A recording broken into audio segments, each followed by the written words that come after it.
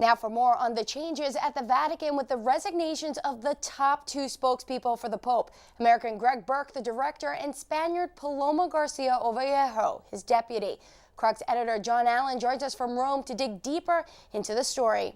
John, you're writing today on Crux that the departure should not be considered unexpected. Why? And why do you personally think that they've stepped down?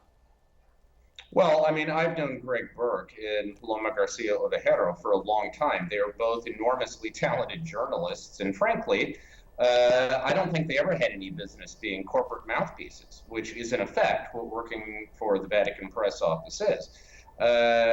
Journalists shouldn't be shills, and I think the frustrations that they have experienced over the last 2 years are indicative of that. So I didn't have any insider knowledge that this was going to come on New Year's Eve, but I can tell you for sure, I was not surprised when it happened, and I think it would be surprising going forward if any real journalists that the Vatican would hire for a position like this wouldn't experience the same kind of frustration. Right, and John, we've been talking about this for a while, but there's a new report on why the Vatican blocked U.S. bishops during their November meeting from taking measures to address the clergy sex abuse crisis. Now, according to a letter obtained by the Associated Press, Cardinal Maculette wrote that the proposals arrived in Rome too late, only 4 days before the American bishops' meeting, leaving little time for consultation. What is behind all of this?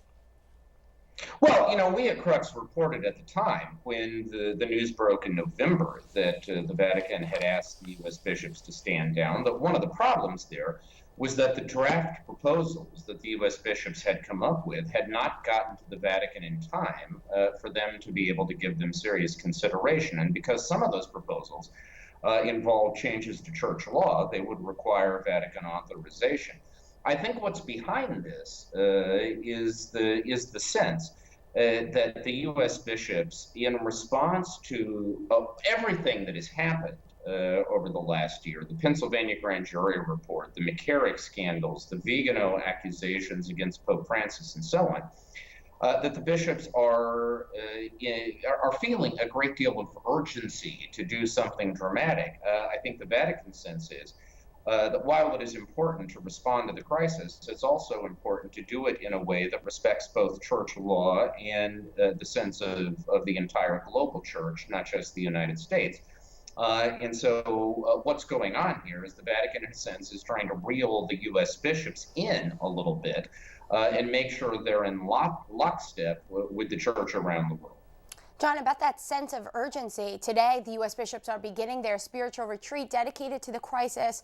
What do they exactly hope to accomplish out of this, and how do you expect them to react to the Vatican letter?